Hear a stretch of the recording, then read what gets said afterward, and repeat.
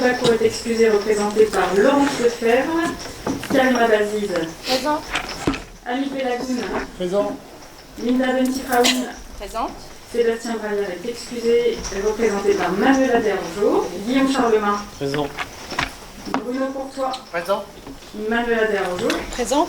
Patrick Duboc est excusé, représenté par Frijo Tiarcy. Julien Dumiol est excusé, représenté par Salomé Duval. Présent. Alain Egnaud. Présent. Bernadette Ruel. Présente. Sébastien Garçon est excusé, représenté par Julien Salé. Hélène Caffi. Présente. Cécilia Cotane. Taner Cotane est excusé, représenté par... non, j'ai dit des bêtises là. Hélène Caffi, voilà. Pascal Lemoyle. Présent. Laurence Lefebvre. Présente. Julie Lesage présente. Hélène Pelly. Présente. Fabrice Raoul. Présent. Marion Lenoda. Présente. Denis Sago est excusé, représenté par Bruno Courtois. Julien Salé. Présent. Cédric Stoclet. Présent. Merci. Cathy Septi est excusée, représentée par Annie Delagoun. Frijo Tiarcy. Présent. Et Patrick Deschamps qui est absent. Le quorum étant atteint, nous allons donc pouvoir dérouler l'ordre du jour avec l'adoption de l'ordre du jour de la présente réunion. Je vous invite à voter.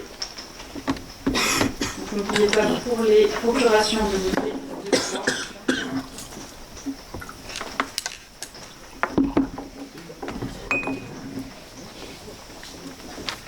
Donc nous avons bien 28, alors j'ai 2 abstentions, 26 pour. C'est bien ça? Oui.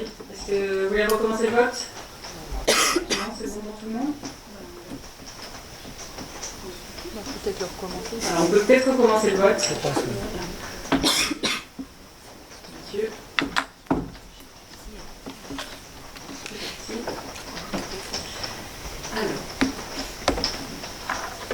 J'ai donc 28 pour, c'est donc adopté et je vous remercie. Alors, des remerciements, nous en avons ce soir de la société Basic Fit pour la réactivité de la mairie dans le cadre de l'incident qui a eu lieu au centre commercial et l'aide apportée par la mairie pour la remise en sécurité rapide du site. Des remerciements également de la part des bénévoles qui ont participé à l'après-midi festive aux Boutières pendant les dernières vacances pour l'aide technique et l'accompagnement des services municipaux. Une information toute récente, puisqu'elle date d'aujourd'hui, donc vous savez peut-être qu'une nouvelle activité économique s'installe sur notre territoire, puisque la nouvelle plateforme de La Poste est désormais livrée.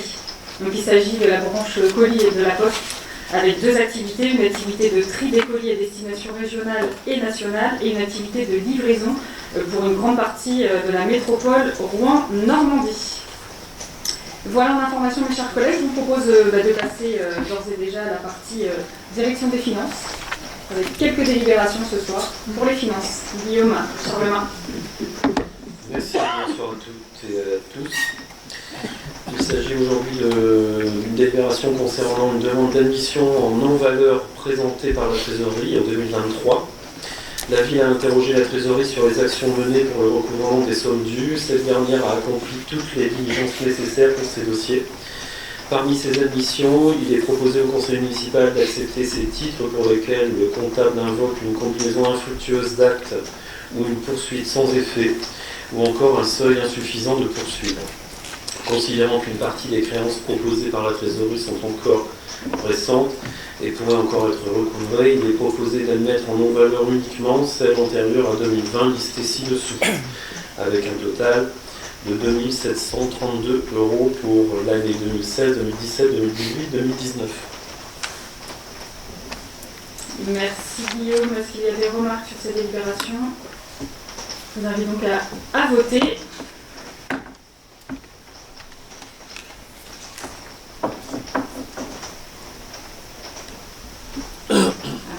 Un vote.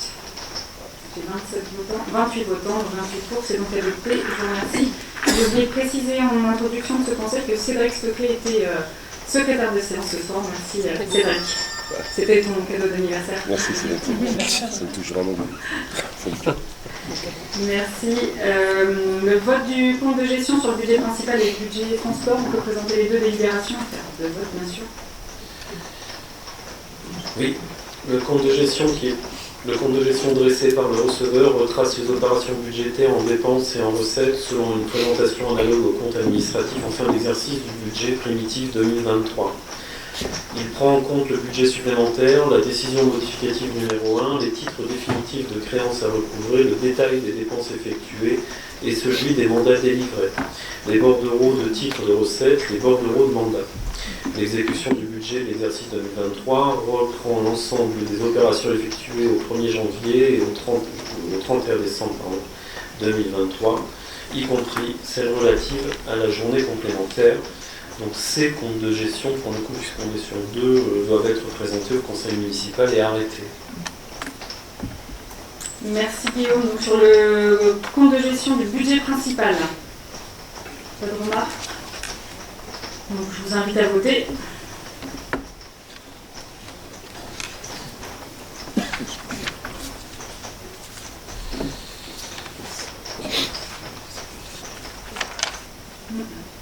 Donc 22 votes pour, 6 contre, c'est donc adopté, je vous remercie. Donc, même question sur le compte de gestion qui est le document du comptable. Je le rappelle, sur le budget annexe transport. Donc, vous pouvez voter.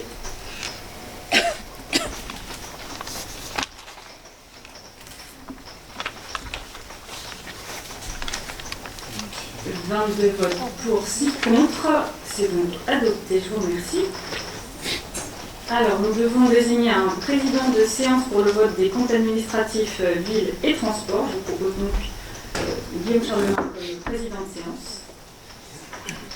S'il y a des remarques. Je vous invite donc à voter.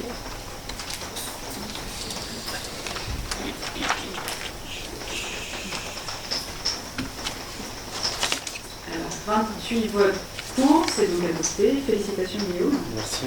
Et je te passe la main. Donc je vais Non, tu peux rester là. Je peux rester là. Oui.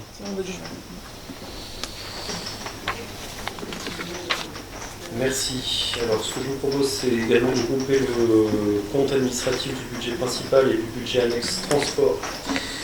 Le compte administratif donc, reprend l'ensemble des opérations effectuées au 1er janvier 2023 et jusqu'au 31 décembre 2023, y compris celles relatives à la journée complémentaire, et présente l'exécution du budget de l'exercice 2023 en ce qui concerne les différentes sections budgétaires. Le compte administratif donc, de cette année 2023 doit être voté avant le 30 juin. Madame le maire ne participe donc pas au vote ce soir et doit se retirer pendant celui-ci, ce qui vient d'être fait. Donc les deux comptes administratifs ont été joints à la délibération. Je me permets d'apporter un bref résumé. En termes d'exécution budgétaire, le compte administratif de la ville est présenté comme suit. En recette de fonctionnement, il est inscrit 21 448 665 € et 59 centimes qui a été émis, 21 802 645 € et 76 centimes au titre, soit une réalisation de 101,65%. En dépenses réelles de fonctionnement, il est inscrit 23 838 147 098 centimes et a été émis pour 19 219 935 € et 55 centimes, soit une réalisation de 80,63%. Concernant l'investissement, en recette d'investissement, il est inscrit 1 794 247 € et 79 centimes et a été émis pour 693 954 € et 33 centimes de titre, soit une réalisation de 38,68%. Les recettes, quant à elles, ont atteint donc un niveau avant le Covid. Et les dépenses réelles d'investissement, il est inscrit 606 482,55 € et a été émis pour 3 439 254,36 €, soit un taux de réalisation de 52%. Concernant le compte de transport, donc, chacun sait qu'il s'agit de le solder, et donc je ne ferai pas de commentaires par rapport aux annexes qui vous ont été proposées. Donc, je mets au vote, si des observations, des remarques, des remerciements. Oui, j'attends que Madame le maire s'en aille.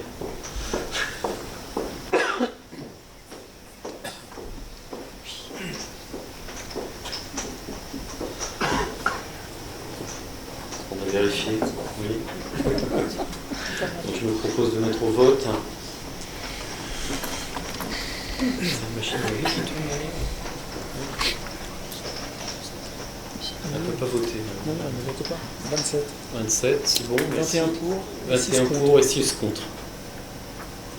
Ensuite, pour le transport.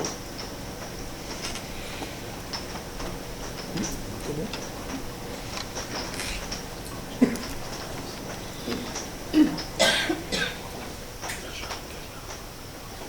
Manque 2. Manque de vote. Non, a priori. Si vous clignotez, c'est qu'il faut voter. C'est bon. C'est bon, 21 merci. pour. 21 pour 6 contre. et 6 contre. Je vous propose de rappeler Madame le maire. L'autoriser à revenir.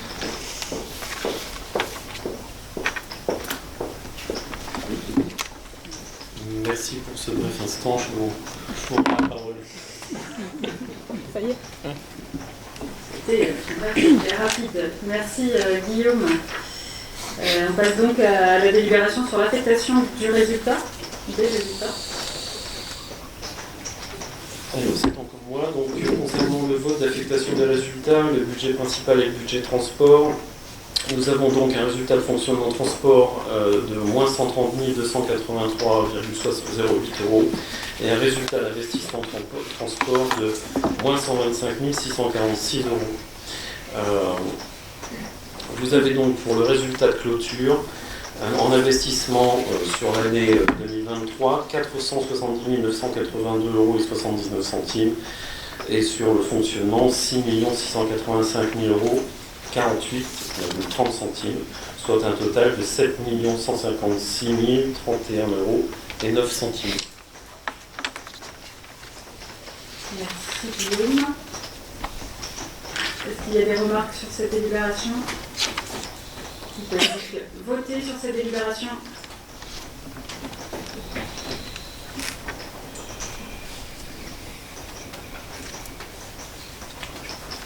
« 22 votes pour, 6 contre. C'est donc adopté. Je vous remercie. Le vote des taux des impôts locaux pour 2024. Guillaume Charles-Bourg. Merci. À la lecture de ce document, vous aurez compris qu'il n'y a aucune augmentation de la part communale dans l'augmentation dans les impôts. Le vote du taux de collectivité dotée d'une fiscalité propre doit obligatoirement faire l'objet d'une délibération spécifique et chaque année distincte du vote du budget, et ce, même si les taux restent inchangés. Dans le cadre de la suppression de la taxe d'habitation sur les résidences principales, les communes bénéficient depuis 2021 du transfert des taux de la taxe foncière de propriété bâtie du département, 25,36% pour la Seine-Maritime. Ce transfert du foncier bâti du département et l'application d'un coefficient correcteur assurera la neutralité de la réforme de la taxe d'habitation pour les finances des communes. Je vous épargne la lecture du tableau qui vous est projeté. Je vous passe la parole, Madame la maire. Merci. Est-ce qu'il y a des remarques sur cette délibération? Non, je ne vois pas. Je vous invite donc à voter.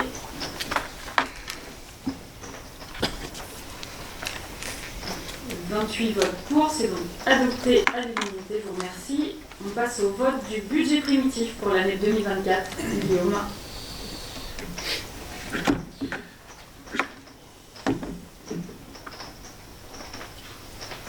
Le budget primitif doit être voté chaque année. Il retrace les prévisions de recettes et de dépenses. Il doit être sincère. Ce budget a été réalisé sur les bases du plan pluriannuel d'investissement qui a été voté en séance du 12 mars dernier et du débat d'orientation budgétaire dont la présentation a été actée lors de ce même conseil municipal. Le budget primitif 2024 est présenté avec la nomenclature M57 qui a nécessité l'adoption d'un règlement budgétaire et financier au Conseil municipal du 15 novembre 2022 et modifié le 19 décembre 2023. Le référentiel des codes fonction est enrichi pour tenir compte des spécificités des différentes entités, dont celle d'une commune. Ce budget est présenté en deux sections, fonctionnement et investissement, qui doivent être votés en équilibre. Ces recettes égalent les dépenses pour chacune d'elles. Les ressources propres doivent couvrir le remboursement en capital de la dette.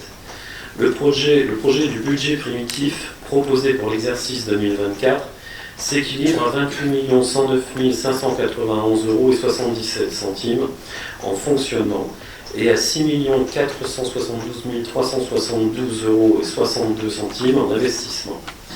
Il a été réalisé en priorisant la réévaluation, excusez-moi, je me rafle en même temps, des charges courantes à l'estimation au plus juste des inscriptions visant à couvrir des aléas. Ce travail a été concerté et détaillé afin de poursuivre le maintien des dépenses de fonctionnement. Et à ce titre, je renouvelle mes remerciements auprès des collègues élus et des services pour le travail considérable qui a été effectué, notamment au mois de janvier, mais tout au long de l'année. Donc ce travail a donc été concerté et détaillé afin de poursuivre le maintien de ces dépenses de fonctionnement, la renégociation systématique des contrats, la mutualisation des moyens, le changement des pratiques incluant un processus d'économie d'énergie, le travail de gestion prévisionnelle des emplois et compétences, la poursuite de la rationalisation du fonctionnement des services et la recherche de partenaires pour financer des projets subventionnables en fonctionnement et en investissement. Un travail également en étroite collaboration avec les pôles et les élus a été mené lors du séminaire finance début 2024. Tous les postes en dépenses et en recettes ont été étudiés et ajustés en privilégiant une projection annuelle. Un arbitrage a été nécessaire en investissement et en fonctionnement afin de ne pas recourir systématiquement à un budget supplémentaire. Concernant les orientations du DOC 2024, les engagements pris dans le débat d'orientation budgétaire du 12 mars sont les suivants. Contenir les évolutions des dépenses de fonctionnement, réajuster les dépenses d'investissement, poursuivre la montée en charge des recherches de financeurs. Et donc vous avez à votre disposition un tableau dont je vais vous épargner la lecture qui pourrait vous être projeté, mais sinon vous l'avez en annexe, qui décrit que le chapitre 011 concernant les charges à caractère général d'un montant de 8 634 657 € compose principalement des combustibles, de l'entretien et de la réparation des biens et des meubles et des immeubles, du carburant comprenant les bus, de l'alimentation et des contrats de prestation de services, de la maintenance et des locations diverses, des annonces et insertions, des fêtes, des cérémonies, des frais de nettoyage des bâtiments, de l'assurance. Certaines dépenses sont liées à des contrats qui restent incompressibles. Au chapitre 012, les frais de personnel et charges assimilés d'un montant de 11 970 944 €. Il s'agit de la revalorisation estimée de l'indice de rémunération de tous les agents, qui impactera le budget 2024 à hauteur de 352 508 €. Au chapitre 014, l'atténuation de produits pour 204 239 €. C'est le montant qui correspond au prélèvement au titre de la contribution pour redressement des finances publiques. Au chapitre 65, autres charges de gestion courante d'un montant de 3 430 603 €. C'est la subvention au CCAS d'un montant de 1 143 803 €, qui correspond aux besoins de celui-ci, et également la participation au CRD, Conservatoire Environnement Départemental, qui est fixé à 1 029 773 €. La participation au CIVU, 696 100 €, en augmentation pour faire face à la hausse des prix pratiqués par le CIVU de restauration, ainsi que les subventions versées aux associations, 354 102 €, créances admises en non-valeur, 2 000 €. Au chapitre 66, les charges financières pour un montant de 487 411 € sont des charges qui concernent les intérêts des emprunts. Je vous propose ce soir de ne pas parler de l'emprunt. Le chapitre 67, charge exceptionnelle d'un montant de 7 400 €. C'est un chapitre qui correspond à la somme estimée pour permettre le remboursement des titres sur un exercice antérieur. Le chapitre 68, dotation aux provisions d'un montant de 4 886 €. C'est un chapitre qui constate la provision votée en 2022 à la demande du trésorier sur 10 ans et constituée pour apurer les anciennes dettes de 1976 à 2004. La somme de 1 748 133 € est inscrite au chapitre 023 et participe à augmenter notre capacité d'autofinancement pour financer l'investissement. Aussi, en opération d'ordre, au chapitre 042, la somme de 1 621 316 € correspond aux écritures à passer pour l'étalement de la charge de l'indemnité de renégociation, j'ai du mal avec ce mot-là aujourd'hui, de la dette, en capital, 985 556 € et aux amortissements, 635 760 €, calculés au prorata temporis de la M57. Concernant les recettes,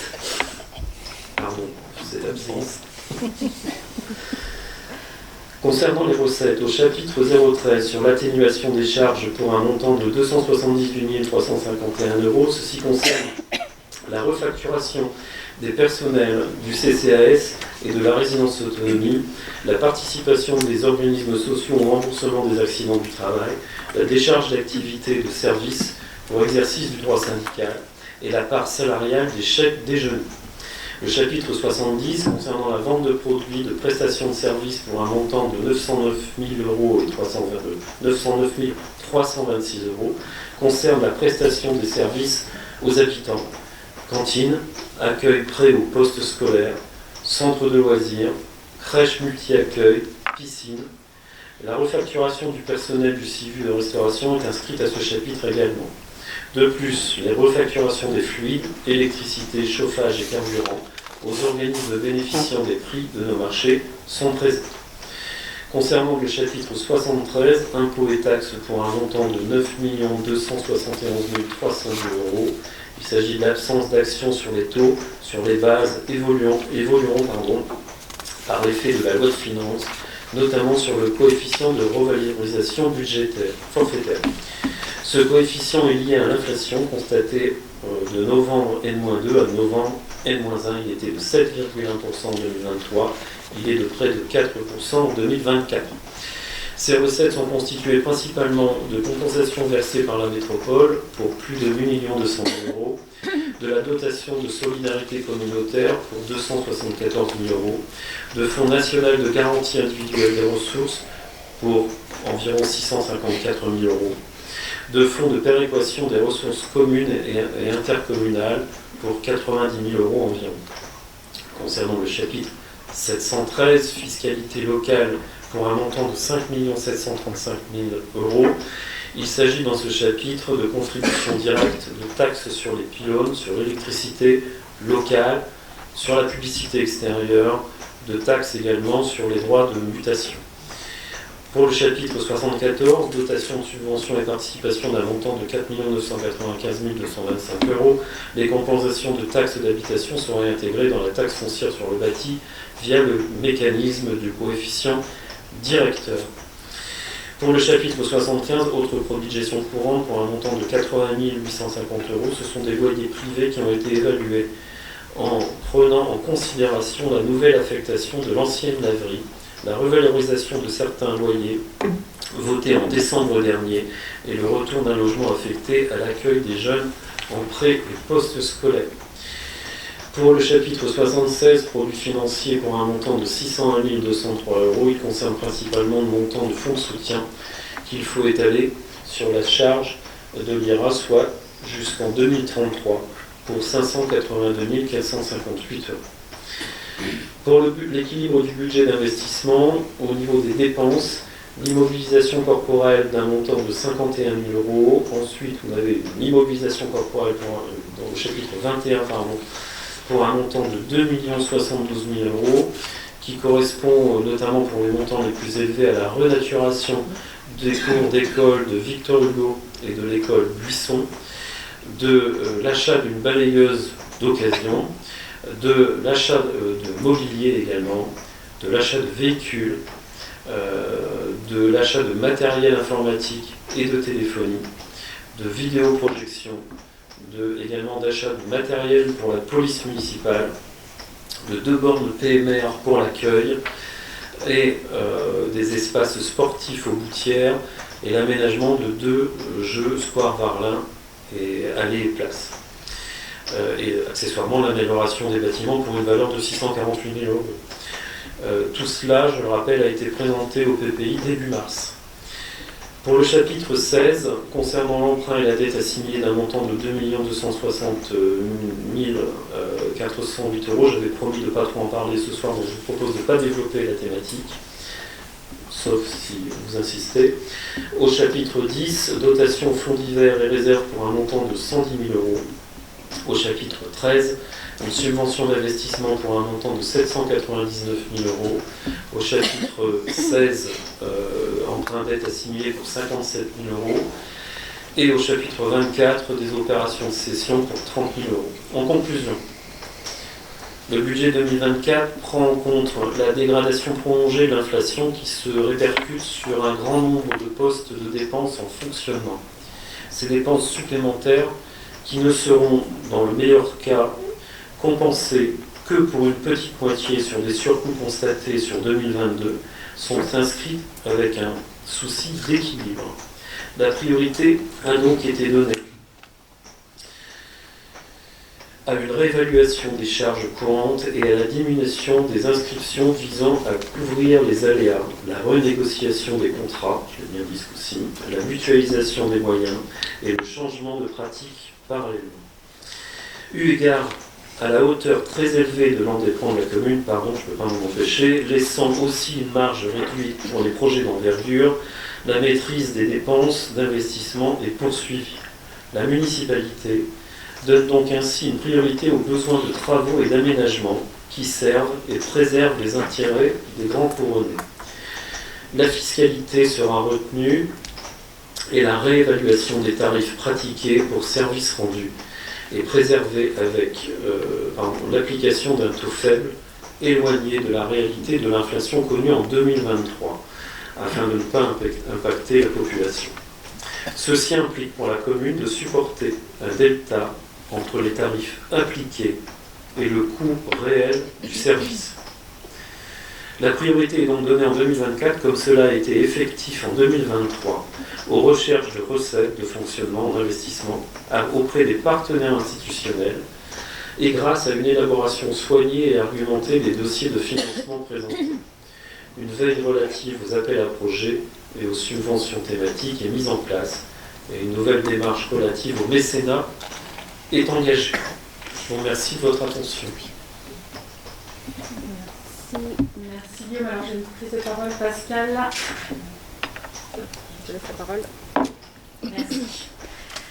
Alors, dans le Paris-Normandie du vendredi 22 mars 2024, il est écrit, je cite, ouvrez les guillemets, pour l'opposition, il manque l'accent sur les inégalités et l'urgence sociale réelle. Je ferme les guillemets. La même opposition qui n'a jamais d'observation à faire en conseil d'administration du CCAS, ni de nouvelles mesures à proposer. L'opposition qui ne se rend pas souvent aux commissions solidarité pour évaluer avec nous les besoins de la population. Alors permettez-moi de vous rappeler tout ce que nous avons mis en place. Donc un règlement des aides facultatives, nous avons relevé le seuil des aides, permis un soutien à la lutte contre les violences intrafamiliales, permis la mise à disposition d'une maison pour les familles en cours de régularisation, accueilli sur le territoire le dispositif Coalia, développé des dons alimentaires à l'épicerie sociale et solidaire et rénové cette dernière, absorber les surcoûts de la restauration scolaire, renforcer les partenariats avec l'IME, étendu le portage des repas à domicile, mis en place de nombreuses actions de santé pour les publics qui en sont éloignés et la mutuelle communale, réalisé des grands événements à l'occasion d'Octobre Rose, la Semaine Bleue, le Mois sans tabac, participer au Fonds d'aide aux jeunes, au Fonds de solidarité logement, mis en place des actions en faveur des publics invisibles, la défense des droits des femmes, et la liste est encore longue. Donc contrairement à ce que vous prétendez, tous les accents sont mis pour lutter contre les inégalités et nous ne vous attendons pas pour réagir face à l'urgence sociale. Nous sommes très largement actifs pour un travail coordonné avec les partenaires institutionnels et associatifs existants sur le territoire. Il faudra être plus précis sur ce qui vous manque peut-être. En attendant que vous y réfléchissiez pour 2024, nous poursuivons dans cette voie pour accueillir davantage de personnes dans le cadre de l'aide alimentaire, d'accorder des secours et des prêts aux personnes en respectant des principes d'équité, en protégeant des femmes victimes de violences et en accompagnant des familles en situation de régularisation, en réalisant des travaux et des aménagements dans les locaux de la résidence autonomie ou de l'épicerie sociale et solidaire pour améliorer l'accueil et le confort des personnes accueillies. On va faciliter toutes les formes d'insertion et d'inclusion en concertation avec les partenaires et autres acteurs locaux. Proposer des activités, des animations, des sorties culturelles, sportives ou de loisirs en transversalité avec les services de la commune et enfin permettre aux personnes de s'épanouir en devenant autonomes. C'est tout cela que nous mettons en place au pôle des solidarités pour que les individus gardent leur dignité et leur autonomie et qu'ils ne deviennent pas des personnes assistées. J'en termine là mon propos en citant Jane Addams, pionnière du travail social. L'action sociale ne consiste pas seulement à aider les gens, elle consiste à les libérer pour qu'ils puissent s'aider eux-mêmes. Merci. Merci Pascal. Alors j'ai dit Linda qui a demandé la parole et Hélène Caffi après. D'accord, très bien. Bonsoir à tous, bonsoir à toutes, bonsoir Madame le maire. Alors je vais intervenir ce soir pour parler de la parentalité. Donc je souhaite mettre en valeur les accents sur le rôle parental. Il me paraît important d'entendre et de comprendre l'inquiétude des parents. Dans le sens de la solidarité et de l'accompagnement des familles, c'est communiquer et réfléchir avec les parents. La relation de confiance se construit ainsi et c'est certainement ce qui peut rassurer au mieux les parents. À Grand Couronne, nous sommes déjà engagés en faveur de la parentalité, de plusieurs manières. Le livret parentalité, les actions ciblées à la crèche, les accompagnements avec le RPE, des actions que nous co-construisons avec les parents pour l'année scolaire prochaine, pour qu'ensemble la réponse soit ajustée aux nécessités de notre territoire. L'urgence sociale réelle est là aussi. Et nous sommes présents ce soir pour répondre favorablement à cet accompagnement qui est essentiel. Il touche toutes les familles et il permet de résoudre des difficultés et de protéger l'avenir à tous les stades de la croissance de l'enfant, de l'adolescent et du jeune adulte. Il représente une question majeure de santé publique très largement associée aux troubles du comportement, aux conduites à risque, aux troubles psychiques, à l'absentéisme et à l'échec scolaire. J'ai terminé, Madame la maire. Merci. Alors, je vais rebondir sur la question de l'éducation évoquée par Linda et qui concerne tous les temps de l'enfant. Je souhaite appuyer et soutenir ce budget qui va dans le sens d'une aide aux familles en termes de capacité d'accueil sur les temps périscolaires et extrascolaires. Aujourd'hui, nous pouvons être fiers d'avoir permis que les familles n'essuient plus de réponses négatives à l'inscription de leur enfant au centre de loisirs, tant pour des motifs liés à la capacité que pour des motifs liés à l'adaptation de l'enfant et à la prise en compte éventuelle de troubles. Accueillir comme nous le faisons, c'est redonner une qualité de vie pour les parents qui travaillent et ne peuvent pas nécessairement se libérer pendant les temps de vacances scolaires, non pas forcément de familles disponibles ou de modes de garde alternatifs. Pour ceux qui ont plus ponctuellement parfois besoin de temps pour se consacrer à la recherche d'un emploi, ou pour ceux aussi qui ont simplement besoin de temps et d'équilibre. Pour permettre cela, il faut se donner les moyens. Les moyens des locaux aménagés, de la restauration proposée, de l'encadrement avec des personnels qualifiés, des sorties pour agrémenter les journées passées. Il faut donc forcément un budget le permettant. Les propositions vont un peu plus loin aussi puisqu'il est nécessaire de rendre ce service de qualité, de permettre le rafraîchissement de certains espaces de centres de loisirs, l'adaptation des mobiliers par tranche d'âge en tenant compte des nouvelles pratiques pédagogiques, des attentes récréatives, mais également des espaces propices à la découverte et à la détente. Tout cela a un coût, tout cela est proposé dans ce budget 2024 et répond à une demande de nos habitants. Vous voulez compléter Karima? S'il vous plaît, j'aimerais bien compléter. D'accord. Oui, mais c'est ça après Karima, du coup, pour nous. D'accord, merci. Bonsoir. Effectivement, les prises ont été dites. Donc, Ce conseil municipal portant sur le vote du budget est indéniablement le plus important. Important car il prévoit tous les projets pour nos différentes structures, pour les investissements et leur aboutissement. Donc rien ne sort du chapeau ou de je ne sais où. Les projets sont construits et naissent par le repérage de difficultés ou de souhaits de réhabiliter l'existant qui n'a pas toujours été entretenu. Nous sommes réceptifs aux besoins et aux souhaits d'innovation. Faire preuve de créativité et de diversité demande une évaluation vigilante, tant dans les prévisions que dans les actes d'autorisation. D'où cette présentation de ce soir au budget. Ne pas voter ce budget pour cette année, c'est renoncer aux projets en faveur du bien-être des enfants, des projets d'inclusion, de prévention et de sensibilisation. Pouvoir participer efficacement sur des actions concrètes, élaborer et suivre un projet collectif pertinent en lien avec les besoins des grands communs. C'est voter pour des fournitures scolaires, des fournitures administratives, des abonnements, des projets pédagogiques, un budget transport, des budgets investissement, le numérique, l'offre de loisirs, une tarification cantine qui n'impacte pas les familles. Car tous ces projets se définissent par son budget. Le budget, le mot le budget. Ce mot froid qui suscite chez moi tant de sentiments, parfois de la frustration, de la colère, de la joie, de la motivation, et tant de défis. Oui, ce budget se doit constructif, réfléchi et surtout voté pour l'intérêt collectif. Enfin, voter ce budget qui se veut social, éducatif et solidaire est aujourd'hui la manifestation de notre souhait profond de lutter contre les exclusions et les inégalités. De mettre ainsi en valeur la cohésion sociale et de favoriser la participation à l'éducation des futurs citoyens, mais aussi de soutenir les savoir-faire des parents. Merci.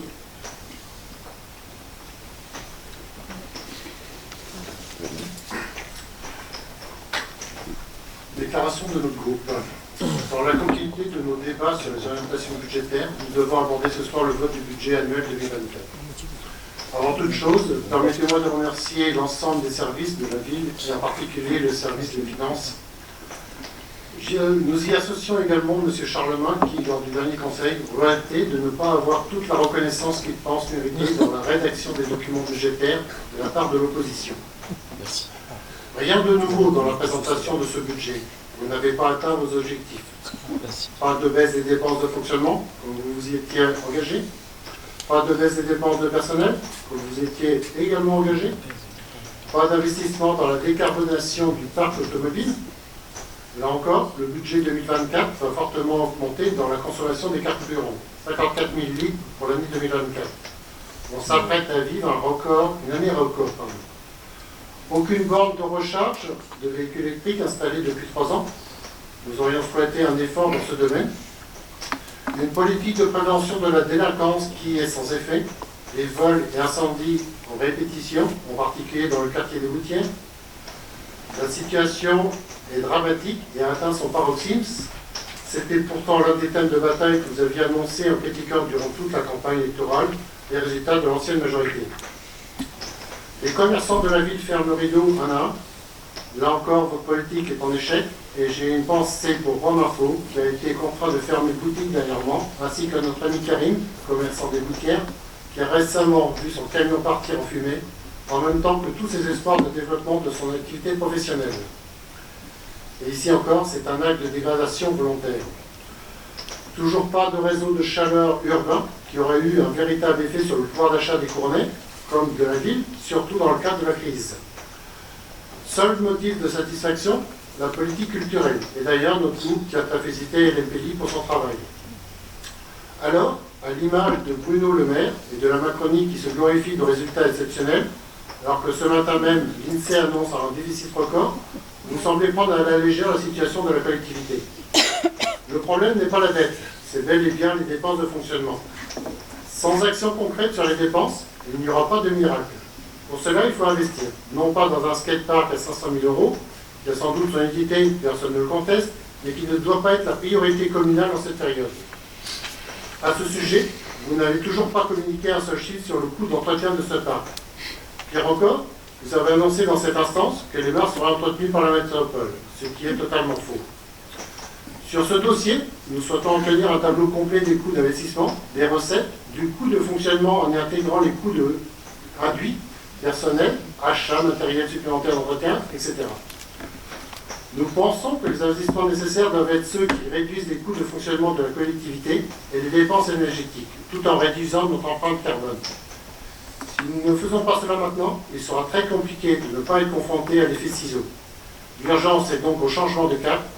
Vous l'aurez compris, voici ce qui motive notre groupe à ne pas voter ce budget 2024. Je vous remercie. Merci. Alors, Marion a demandé la parole. Toujours ensuite. Bonjour à tous.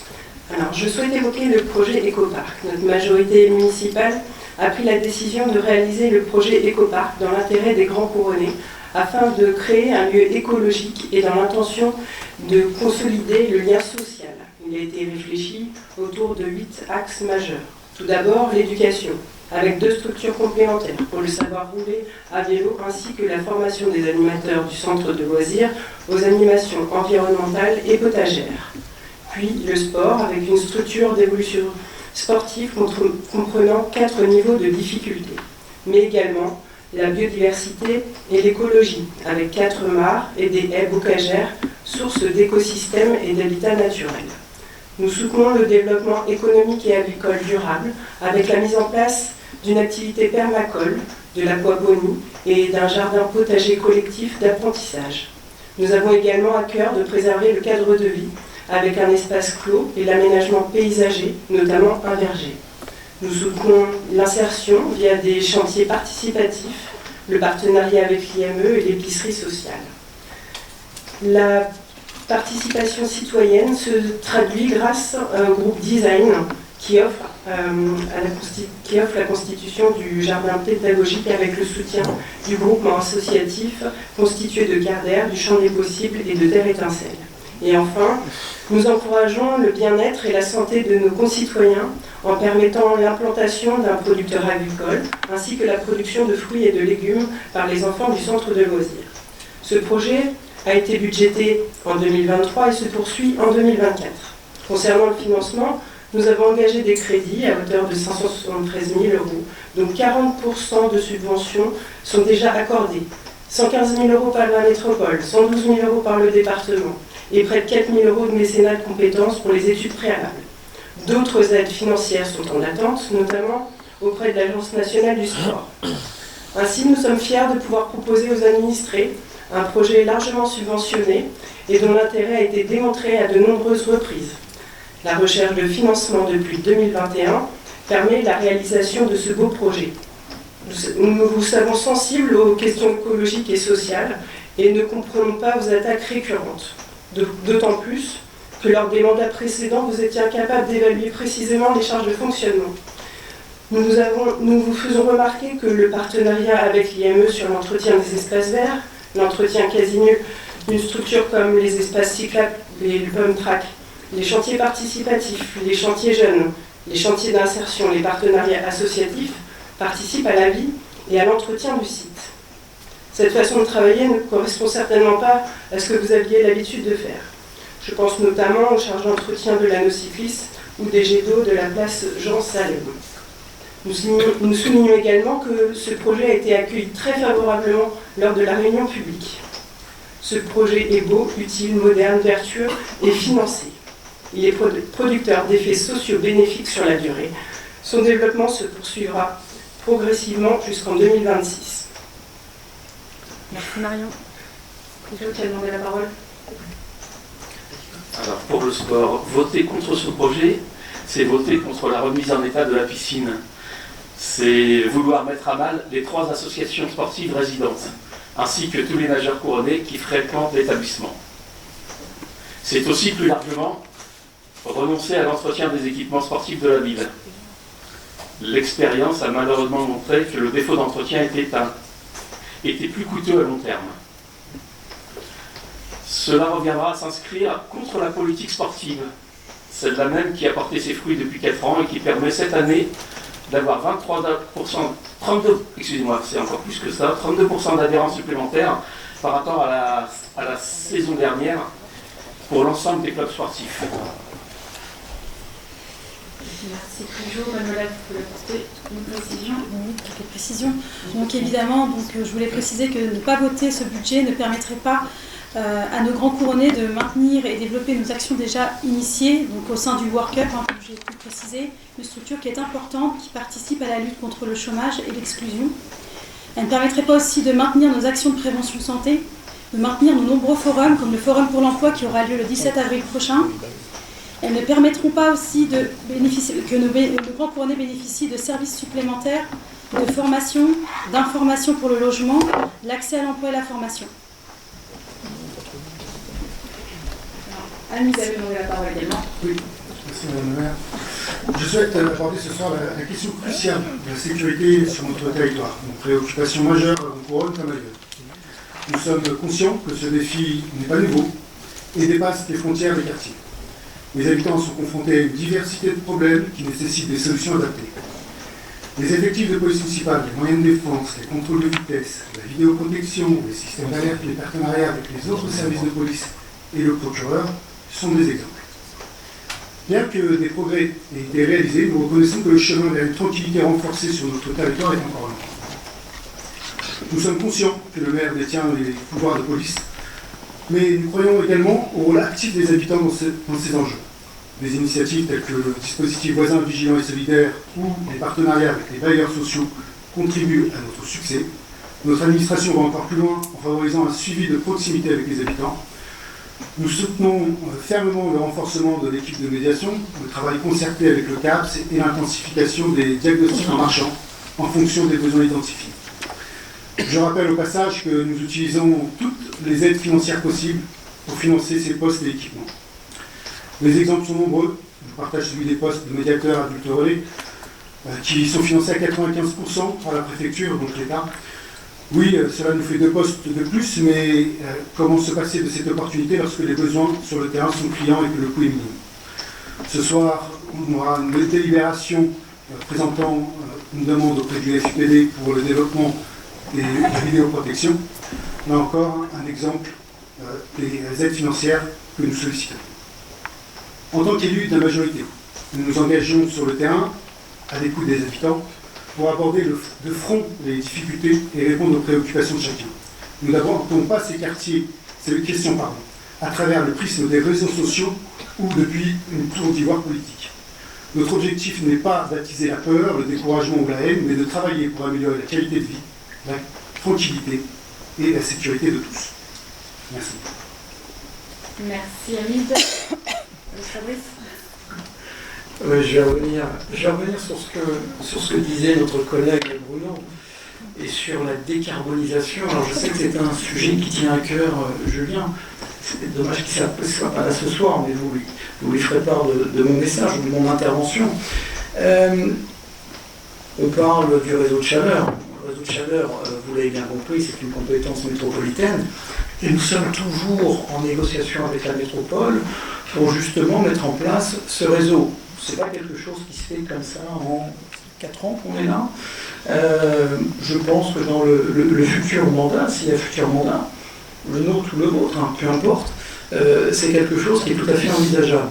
Donc c'est pas perdu, je suis toujours en relation avec mes interlocuteurs de la métropole et ce n'est pas un dossier abandonné. Ça c'est la première chose.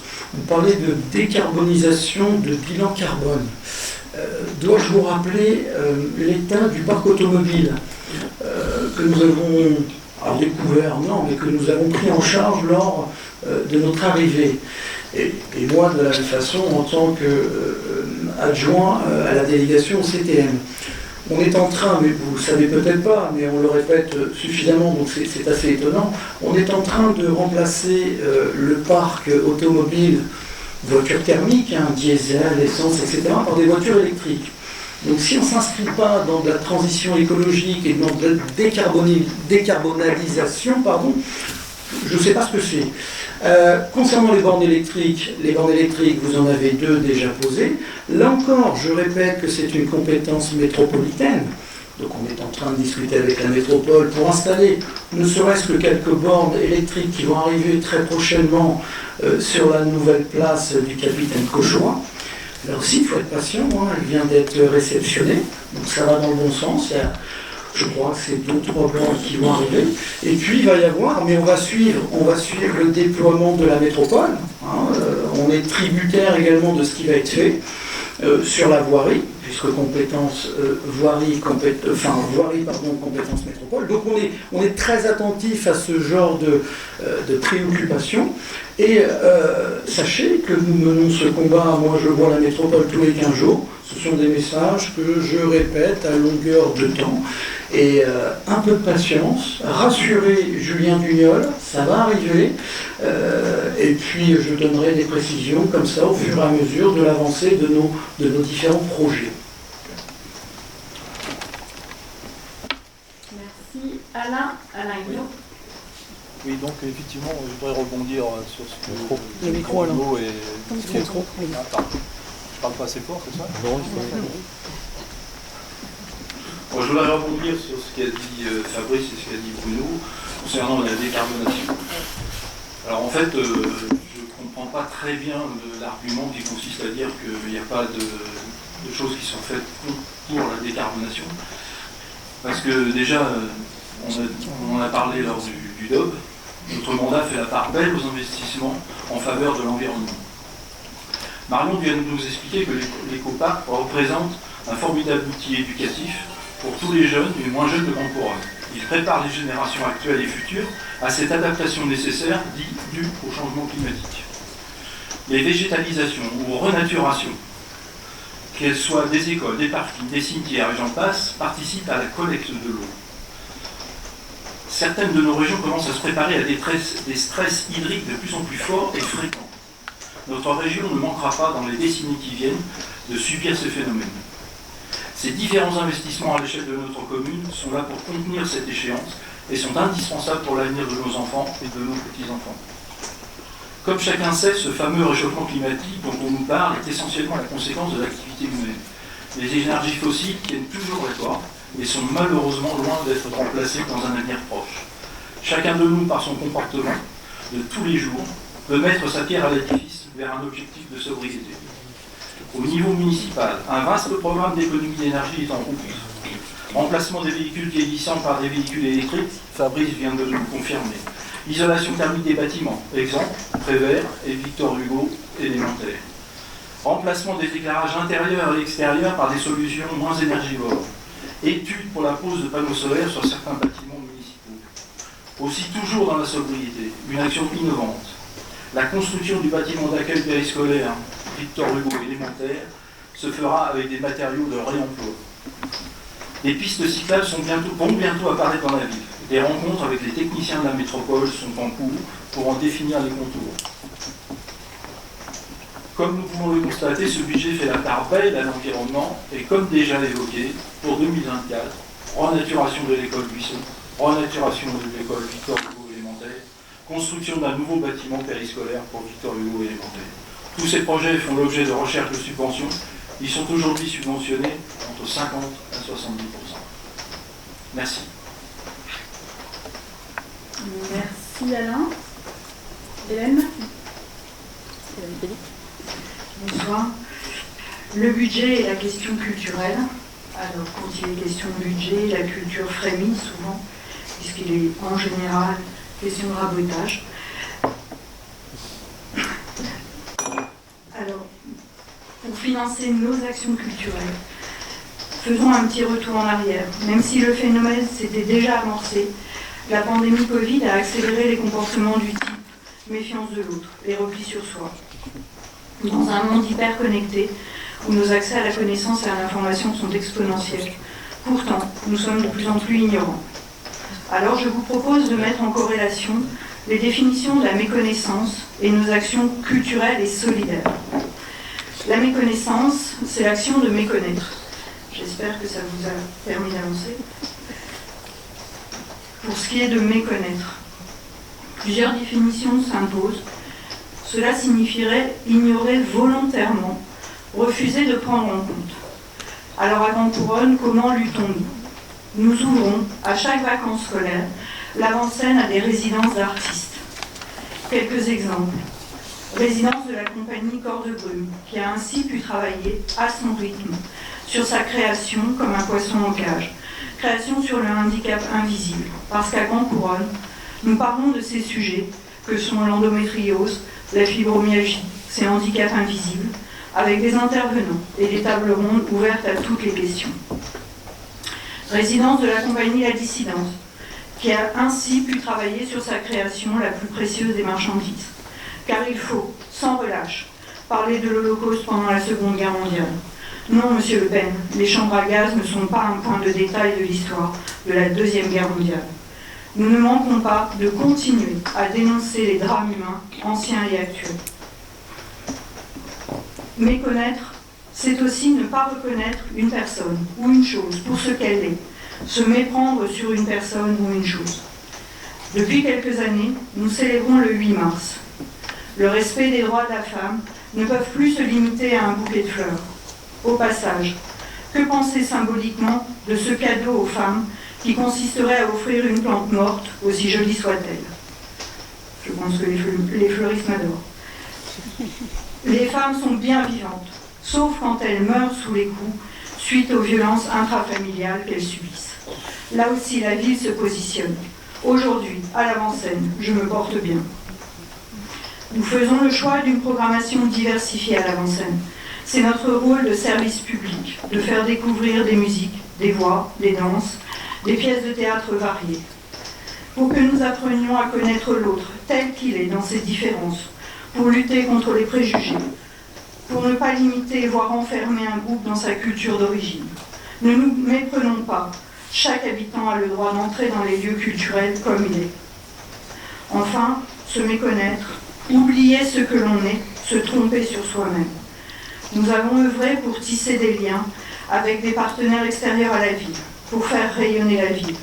Pas par autosuffisance, mais pour que les couronnés soient fiers d'être couronnés, pas juste des habitants d'une zone où ça brûle.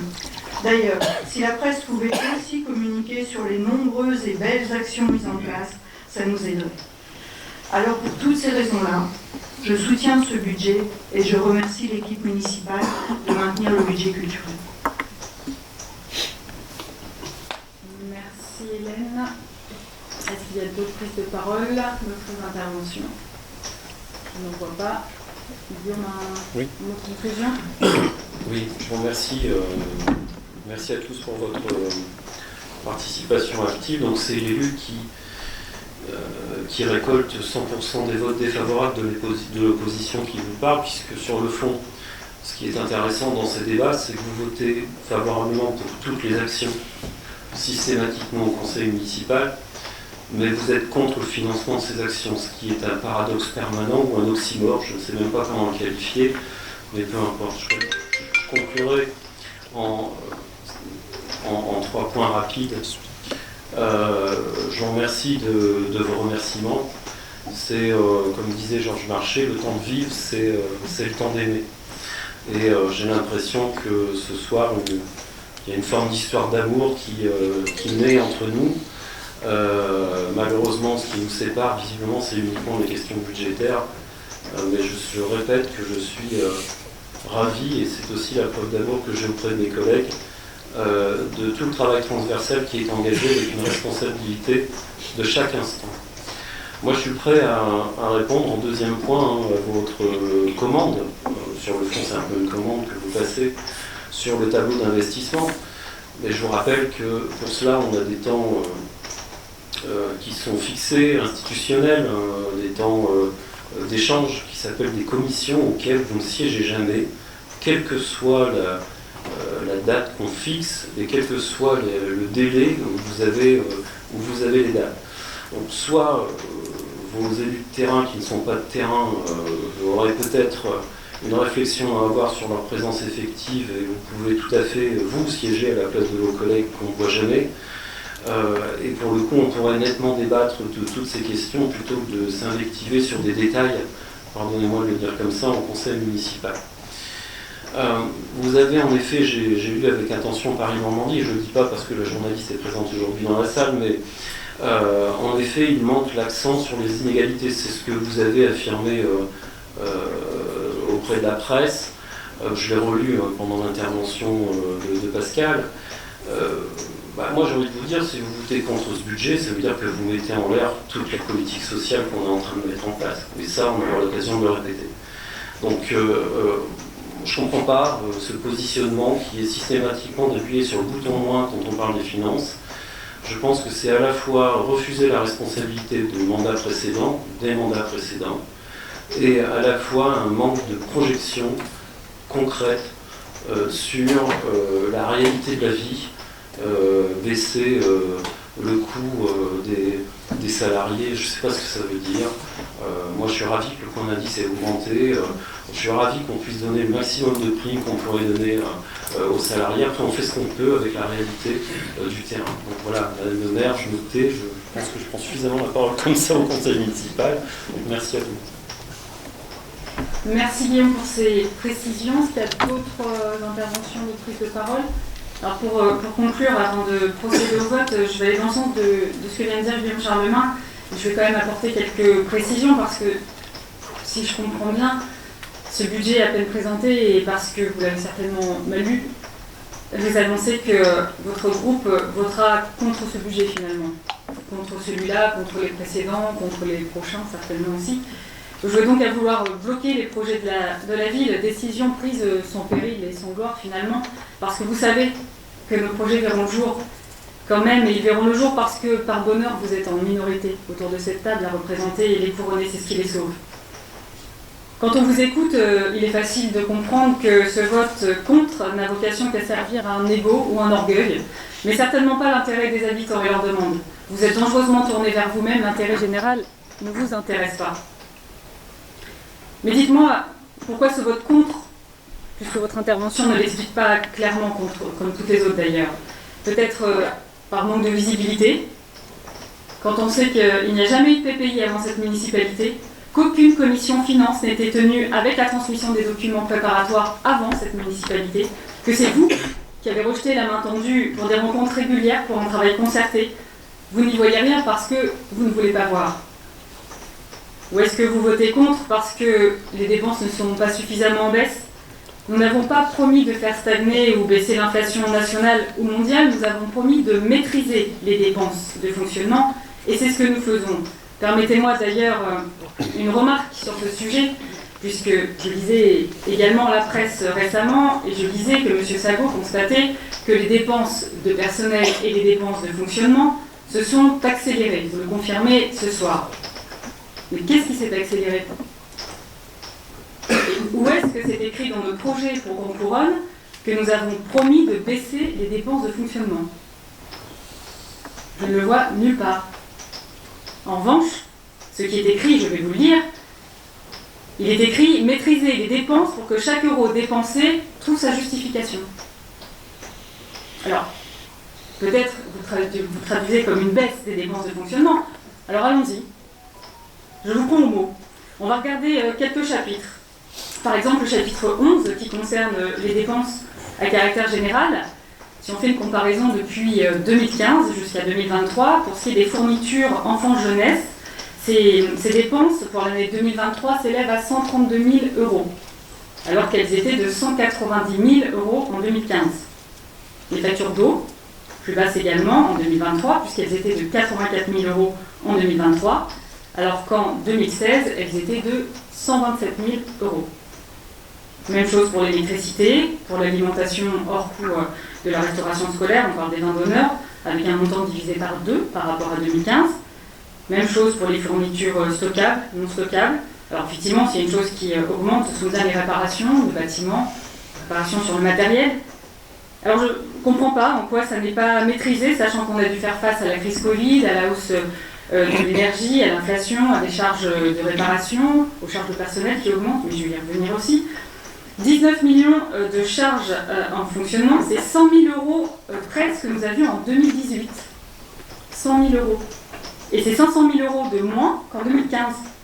Si c'est ça l'accélération pour vous, il faudra m'expliquer votre définition du mot accélération. Je parlais donc des charges de personnel. La masse salariale, c'est 11 614 000 €. À peu près 300 000 € de plus qu'en 2015, 2016, 2017, 2018, 2019. Là encore, c'est quoi la différence énorme que vous annoncez? Sachant qu'il est nécessaire de prendre en compte le déroulé des carrières, les avancements de carrière, d'échelon, les revalorisations du SMIC, la hausse du point d'indice. On ne fait pas de la quantité, mais de la qualité. Peut-être vous votez contre ce budget parce que la DGF a diminué il y a quelques années. Le deuil est difficile, mais alors, cela signifie que vous auriez dû voter contre vos propres budgets. Vous votez contre peut-être parce que ce ne sont pas vos projets. Pourtant, vous n'avez de cesse de dire que telle ou telle action existait avant, alors finalement ce sont vos projets ou les nôtres. Vous avez le droit de voter contre. Les couronnés auront le droit de savoir que vous n'avez pas voulu pour eux tout ce qui a été expliqué ce soir par les élus, et je les en remercie. Merci mes chers collègues pour cette présentation très complète du budget qui permet d'en avoir une vision très précise et concrète.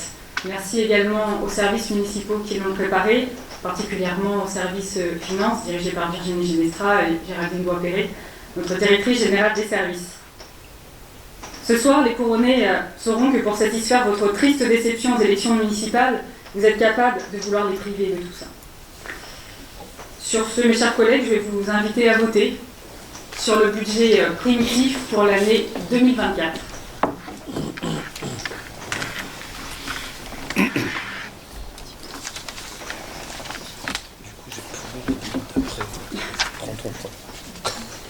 Alors, 22 votes pour et 6 contre.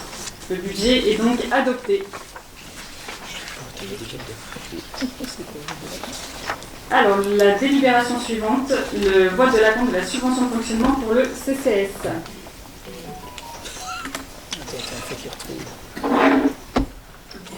C'est pour moi.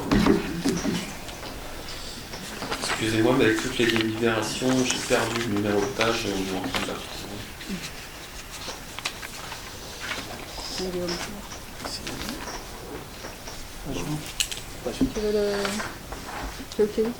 C'est la 64e, c'est ça? Pas encore. Ok, merci. Alors rapidement, s'il vous plaît, la ville de Grand-Couronne verse un acompte donc de la subvention d'équilibre inscrite au budget primitif de 2024 pour de la ville. Il est proposé que cet acompte de 70%, comme pratiqué les années précédentes, soit versé. Le versement du solde sera proposé par délibération du conseil municipal avant la fin de l'année, suivant les besoins du budget du CCAS. Je vous remercie. Merci Guillaume. Est-ce qu'il y a des remarques sur cette délibération? Non, je vous invite donc à voter.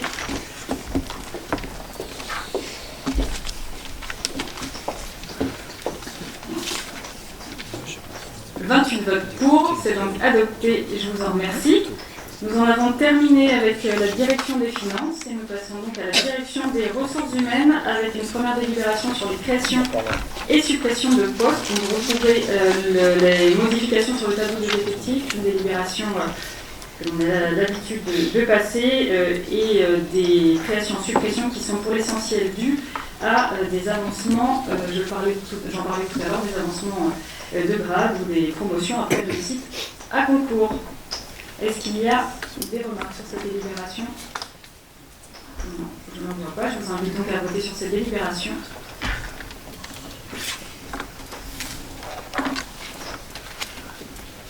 C'est donc 22 pour, 6 abstentions. C'est donc adopté, je vous remercie.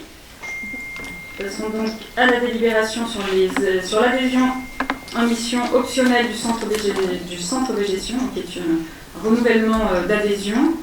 La convention pour l'aide apportée par le centre de gestion. Est-ce qu'il y a des remarques sur cette délibération?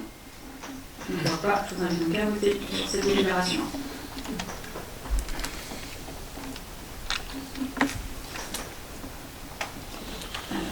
Alors, 28 votes pour, c'est donc adopté. Je vous remercie. Le plan de formation pour l'année 2024.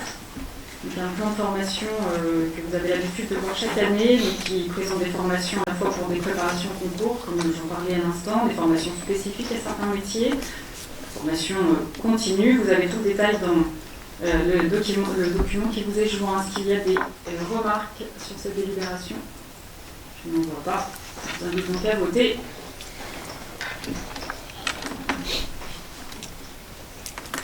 « 28 votes pour, c'est donc adopté, je vous remercie. La mise à disposition d'un agent auprès du CCAS. pour effectuer des missions d'animation à compter du 1er avril 2024. Est-ce qu'il y a des remarques? Non. Je vous invite donc à voter.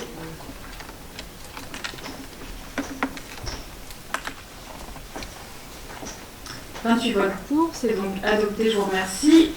Et une délibération qui vient modifier la délibération du 15 novembre 2022 relative aux indemnités horaires pour travaux supplémentaires. Donc pour inclure plus de manifestations qu'initialement prévues dans cette délibération. Souvenez-vous, il y avait déjà des manifestations qui étaient listées. Là, il s'agit d'en ajouter pour permettre aux agents de pouvoir y travailler et d'être payés. Est-ce qu'il y a des remarques? Je vous invite donc à voter.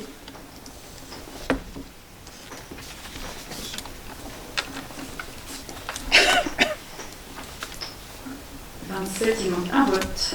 28 votes pour, c'est donc adopté. Je vous remercie et on passe au pôle culture pour Hélène Pelly.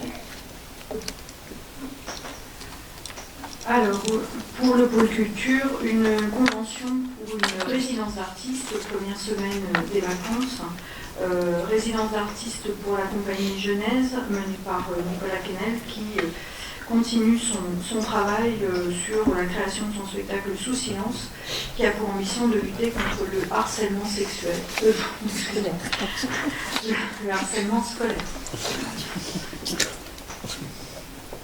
Merci Hélène. Est-ce qu'il y a des remarques sur cette délibération? Non, je vous invite donc à voter.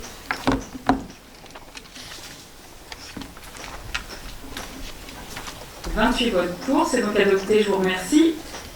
Deuxième délibération, convention de résidence, c'est le pays. Alors, une convention de résidence pour la deuxième semaine des vacances avec le collectif Commune Idée. J'en profite pour vous présenter ce collectif. Donc, Commune Idée se veut une compagnie fédératrice et n'envisage les réflexions et actions que collectivement menées et partagées. Au travers de son activité, le collectif tente d'être en perpétuelle interrogation quant à la place de l'artiste et des personnes qui l'entourent dans la société, les enjeux de la création artistique aujourd'hui et les enjeux artistiques qui définissent actuellement l'accessibilité des spectacles aux personnes en situation de handicap. Donc le spectacle sur lequel il souhaite travailler pendant la résidence, c'est le spectacle Risque, qui s'adresse aux collégiens sur le thème de la communication qui se complexifie durant l'adolescence et prend parfois des formes de violence. Le spectacle s'emploiera à réfléchir sur la manière de se construire avec cette violence et ce qu'on peut en faire. Merci Hélène. Est-ce qu'il y a des remarques sur cette délibération? Non. Je vous invite à voter.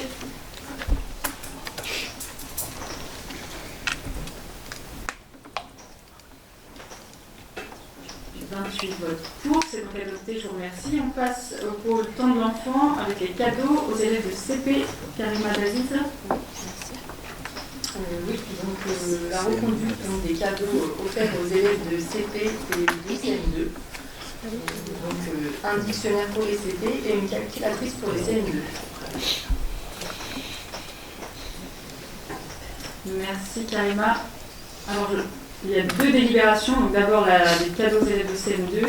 Pardon, j'ai Oui, bah c'est... Ouais. j'ai les deux en même temps. Tu as présenté les deux? C'est bien. Ça a du sens. Donc, s'il y a des remarques sur les cadeaux aux élèves de CM2, non, je vous invite donc à voter.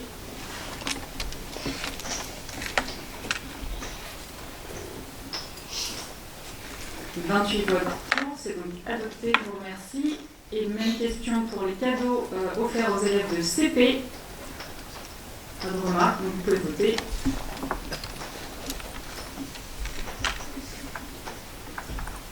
28 votes pour, c'est donc adopté et je vous remercie. » On passe à la charte pour l'accueil de loisirs inclusifs. Oui. Donc charte pour un accueil de loisirs inclusifs en Seine-Maritime. Donc un comité de rédaction s'est réuni donc, en avril 2022 pour rédiger cette charte afin de communiquer envers les familles et d'être dans une démarche inclusive. Donc le tout pour permettre donc, un accueil plus large et surtout valoriser le droit de l'enfant. J'ai envie de retenir quelque chose ce soir, c'est 11 février 2005. Bientôt 20 ans. ou que cette grande politique sociale sur le champ du handicap me questionne. Je suis ravie de cette charte, mais je voulais vraiment mettre en avant parce qu'on parle souvent d'équité, d'égalité, de justice sociale. 20 ans après, voilà, là on peut dire que pour le coup on a entendu des mots ce soir, accélération, voilà, de grands ralentissements, et c'est surtout ça où j'aimerais pouvoir, lors des commissions, que nous puissions débattre tous ensemble, parce que c'est un vrai sujet politique social, et je pense qu'on a tous un intérêt commun, hein, souvent je l'entends, la justice sociale. Je vous invite à venir nous rencontrer pour parler de tout ça, parce que j'aurais aimé qu'on puisse collectivement en fait, s'en soucier, mais peut-être pour d'autres occasions. Je vais revenir sur cette charte, donc elle a vraiment une démarche inclusive, et c'est l'affaire de tous, et une approche globale qui est partagée essentiellement pour son bon déroulement. Donc je remercie vivement les services qui sont mobilisés pour pouvoir être acteurs auprès de cette charte, auprès des partenaires. Merci Karima. Est-ce qu'il y a des remarques sur cette délibération? Non. Je vous invite donc à voter.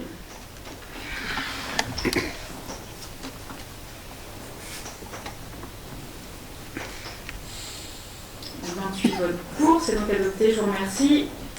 Le règlement intérieur du centre de loisirs et les défis. Donc le règlement intérieur fixe les modalités de fonctionnement de l'accueil collectif et les modalités d'accès. Si ce cadre d'organisation existait déjà auparavant, il convient, avec la mise en œuvre de la délibération sur l'ensemble des tarifications des services de la ville, de représenter dans son ensemble les modalités de fonctionnement et de mise en œuvre des prestations dans le règlement intérieur du centre de loisirs Jean Coiffier, centre maternel Ossolette et centre jeune de l'Aube. Merci Hélène. Est-ce qu'il y a des remarques sur cette délibération? Non, je vous invite donc à voter.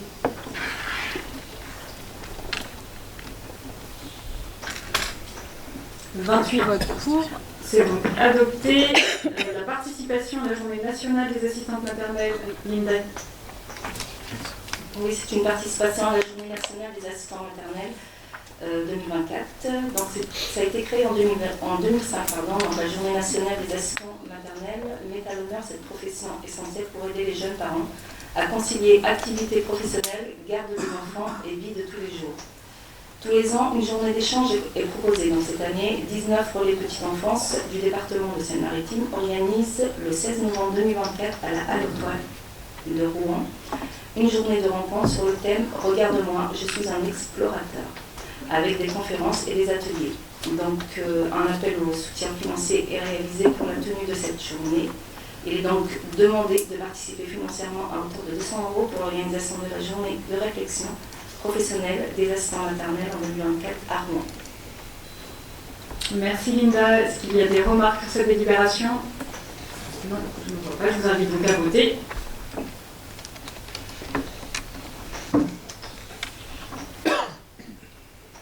« 28 votes pour, c'est donc adopté. Je vous remercie. On passe au pôle vivacité avec les mesures de responsabilisation pour Hamid Abdelhamoud. Oui. Alors vous le savez, nous avons mis en place des groupes thématiques au Conseil local de sécurité et de prévention de la délinquance, dont la thématique action éducative, qui nous a proposé et nous avons développé le dispositif sur le partenariat avec les établissements de l'ensemble des établissements du secondaire de la ville pour mettre en place donc ces mesures de responsabilisation. Il est envisagé son extension au lycée Val-de-Seine, sur lequel une forte proportion de jeunes grands couronnés est scolarisée. La démarche vise donc à accueillir les élèves sanctionnés dans les services de la ville pour leur proposer des missions en adéquation avec le motif de l'exclusion. Il est donc proposé au conseil municipal de valider la mise en œuvre de la convention de partenariat pour la mise en œuvre des mesures de responsabilisation avec le lycée Val-de-Seine situé sur la commune de Rancully. Donc sur sollicitation du chef d'établissement et après accord d'élèves et des responsables légaux, les services de la ville organisent l'accueil de l'élève aux conditions précisées dans la présente convention. Le dispositif d'accompagnement mis en œuvre fera l'objet d'une évaluation à échéance régulière présentée ensuite en séance plénière du CESPD. Je vous demande donc d'approuver la convention et d'autoriser Madame la maire à la signer. Merci Hamid. Est-ce qu'il y a des remarques sur cette délibération? Je ne vois pas, je vous invite à voter.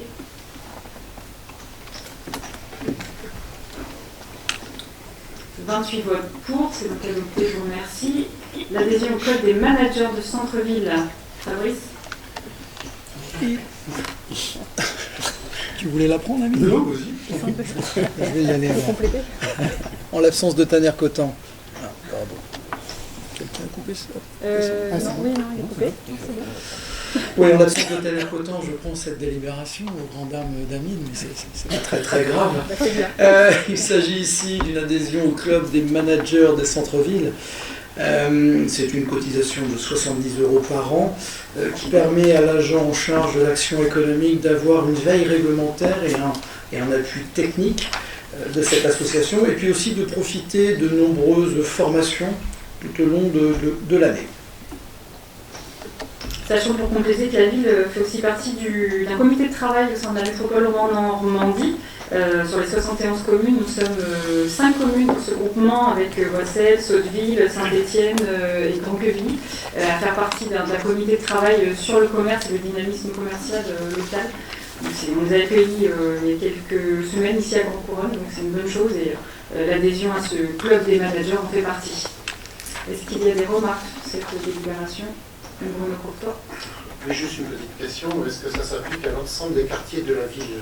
Parce que là, on parle du centre-ville, est-ce que c'est vrai pour l'ensemble? Bien sûr. Bien sûr. D'accord. Toute la collectivité est concernée. Oui, bien sûr.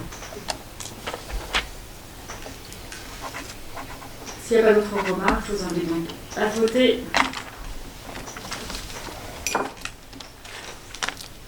« 28 votes pour, c'est donc adopté, et je vous remercie. L'appel au FIPD pour Hamid. Oui, merci. Donc le FIPD a pour vocation de financer les actions d'adaptation avec les orientations prioritaires de la politique de prévention de la délinquance et de la radicalisation. Ces orientations sont fixées dans le cadre d'une stratégie nationale et trouvent leur déclinaison dans le plan départemental de prévention de la délinquance de Seine-Maritime. L'appel à projet s'articule autour de 4 programmes.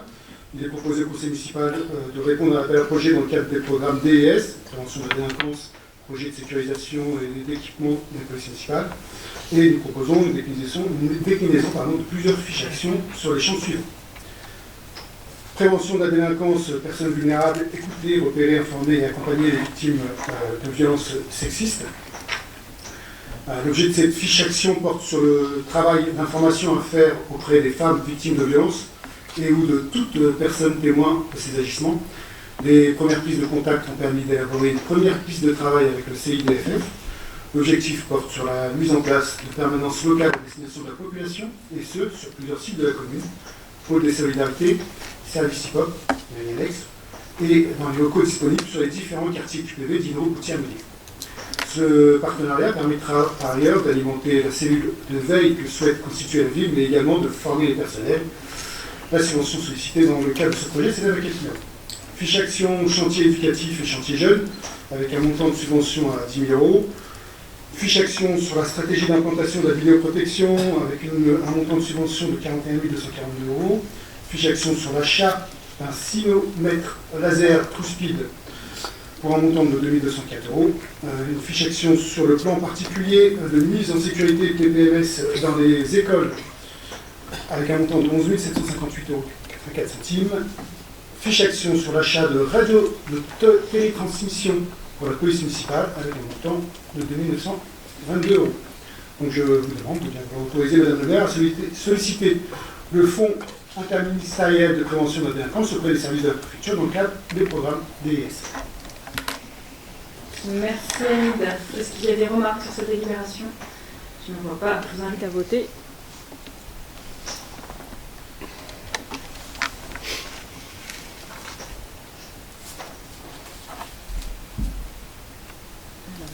Un vote. Merci Hamid. Alors on passe au pôle sport et associative manifestation avec les subventions au club sportif pour 2024. Prilo Tiercy. La ville de Grand Couronne poursuit son soutien au secteur associatif sportif local. C'est pourquoi il vous est proposé de voter les subventions listées dans le tableau qui vous est présenté. Il vous est donc demandé d'autoriser le versement des subventions pour l'exercice 2024 au club sportif, d'autoriser Madame le maire à signer la convention de subvention en annexe 1 avec le Grand Couronne GIMNIC pour l'année 2024, d'autoriser Madame le maire à signer la convention de subvention en annexe 2 avec les requins couronnés pour l'année 2024, et enfin d'imputer ces dépenses au budget correspondant. Merci Prijo. Est-ce qu'il y a des remarques sur cette délibération? Je vous invite donc à voter.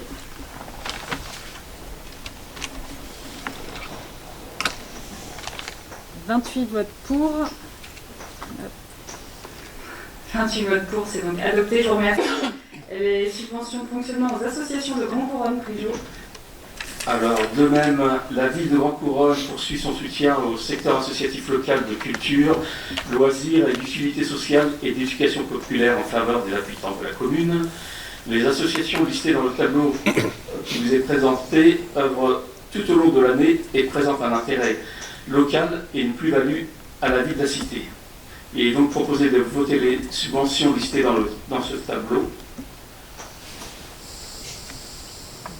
Au final. Merci Prijo. Est-ce qu'il y a des remarques? Non, je vous invite à voter sur les subventions d'associations.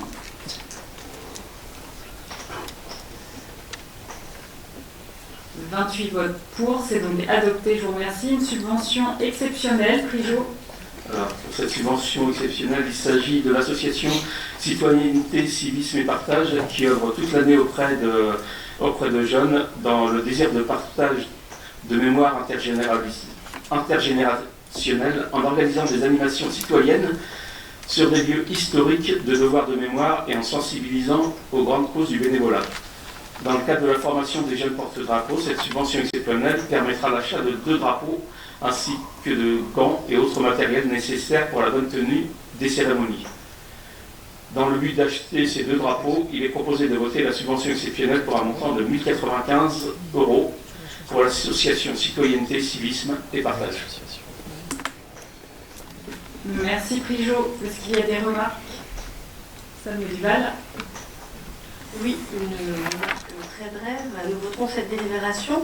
Nous avons remarqué l'absence de cette association lors des dernières commémorations et cela nous surprend et interroge un peu. Je vous remercie.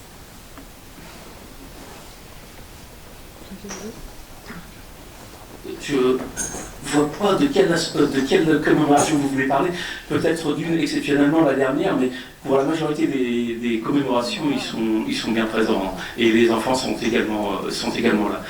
Pour être plus précis, le montant qui est proposé, c'est un montant sur 2 vies. C'est vraiment ce qui est le coût des 2 drapeaux pour la bonne tenue de ces commémorations, voilà, pas plus que ça. Hein. Merci Prijo pour cette précision. Je vous invite donc à voter sur cette délibération pour le jeune porte-drapeau.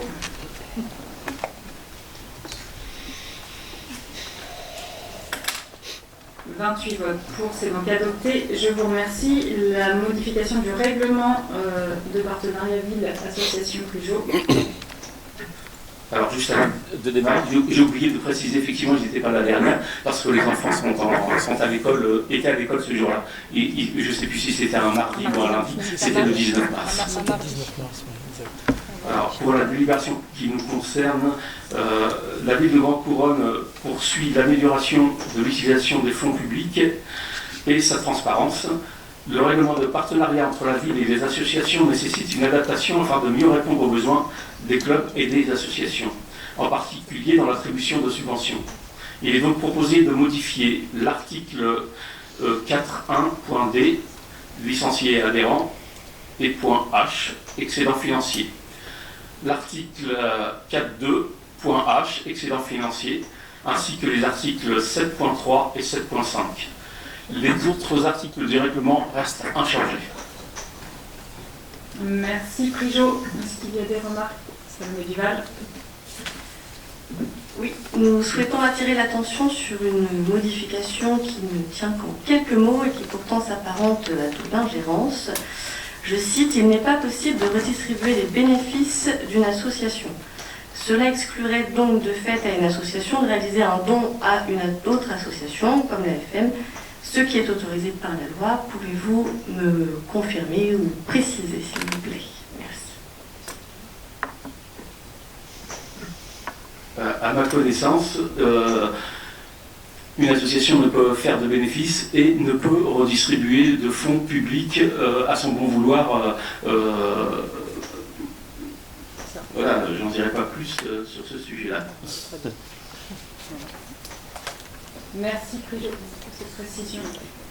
Je vous invite donc à voter sur cette délibération. Alors,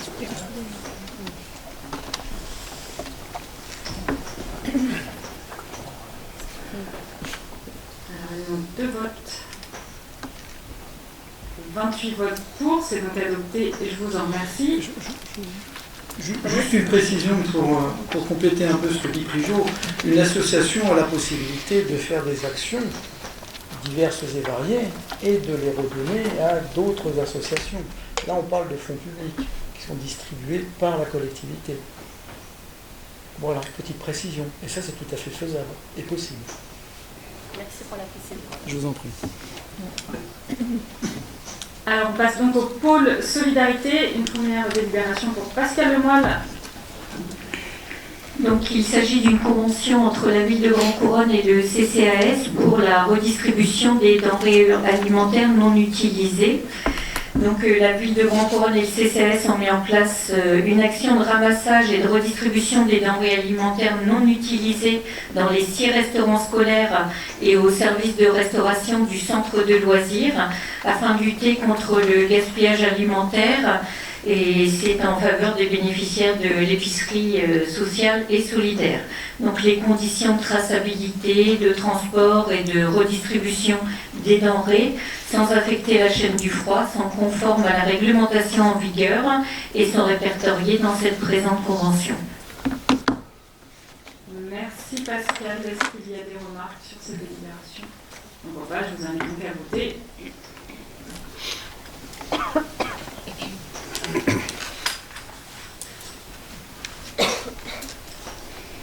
28 votes pour, c'est donc adopté, je vous remercie. Une convention de partenariat avec l'EPID, Manuela Derjo. Donc en effet, l'EPID est un partenaire incontournable de la ville pour l'accompagnement de jeunes en recherche d'insertion sociale, professionnelle et d'autonomie. La ville de Grand-Couronne souhaite garantir la mise en synergie des interventions de nos services avec ceux de l'EPID. Ainsi, l'objet de la présente convention vise à donner des moyens de ce partenariat et vient affirmer les relations entretenues avec l'EPID depuis plusieurs années. Donc, il est demandé d'approuver les termes de la convention présentée et d'autoriser Madame le maire à la signer. Merci Manuela. Est-ce qu'il y a des remarques sur cette délibération? Non, je vous invite donc à voter.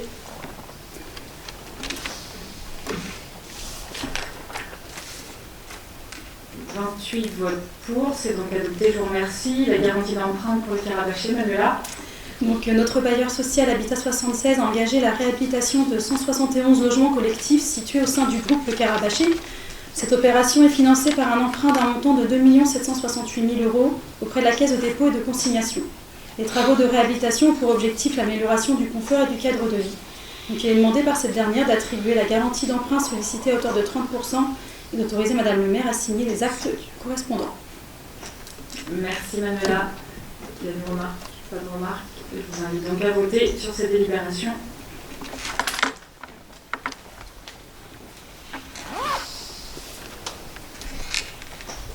Alors, il manque un vote.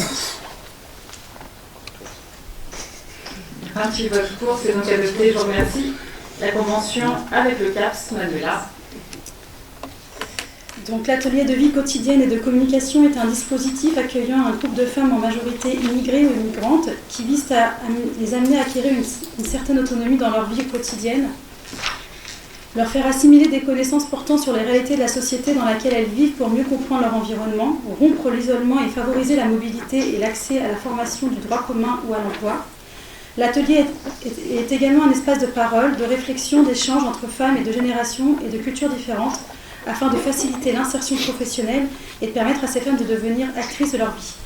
Il est demandé aujourd'hui d'approuver les termes de la convention avec le Centre de formation du Comité d'action et de promotion sociale, le CAPS, pour la période du 8 janvier 2024 au 20 décembre 2024. Merci Manuela. Des remarques sur cette convention? Non, je vous invite à voter.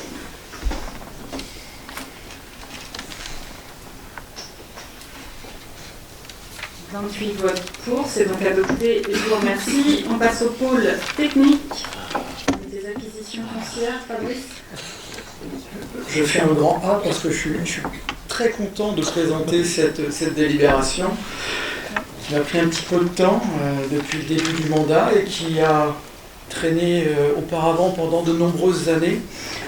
Il s'agit du Clos Sanson, réalisation Nexity Foncier Conseil Normandie. Et on a enfin, après diverses réunions, discussions, tergiversations, on a enfin récupéré, donc la société Nexity nous a rétrocédé les différentes parcelles, vous les avez ici. Alors on va ajouter une parcelle puisqu'on a eu l'information ce matin, c'est toute une petite parcelle qui se trouve dans ce périmètre, dans le périmètre qui est cadastral et qui est ici. Je suis obligé de la citer, c'est l'AT 848. Donc c'est une rétrocession qui se fait à l'euro symbolique, à la ville dans un premier temps, et qui sera, puisque toutes les parties voiries sont rétrocédées à la métropole, cette délibération repassera à la métropole lors du prochain conseil métropolitain. Donc rétrocession complète vers la métropole du Clos Sanson. Et ça, c'est une excellente nouvelle pour l'entretien, entre autres. Merci Fabrice pour cette précision. Des remarques? Non, je n'en vois pas. Je vous invite donc à voter.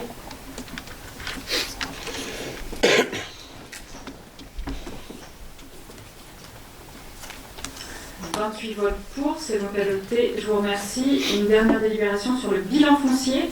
Fabrice? Ah oui, nous sommes dans le cadre de la gestion des biens et des opérations immobilières. Ici, cela concerne une cession. Nous avons déjà passé une délibération le 26 septembre 2023 concernant la signature de la promesse de vente pour cession d'une partie de la parcelle AD 745 qui représente une superficie de 200 m² au prix de 30 000 €. Elle est située 53 rue Victor Hugo et elle est cédée au profit de l'association Avicenne, association de promotion des valeurs interculturelles couronnaises.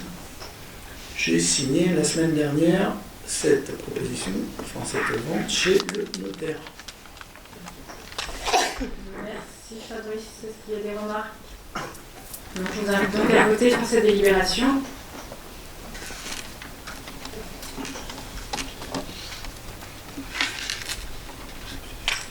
« 28 votes pour, c'est donc adopté. Je vous en remercie.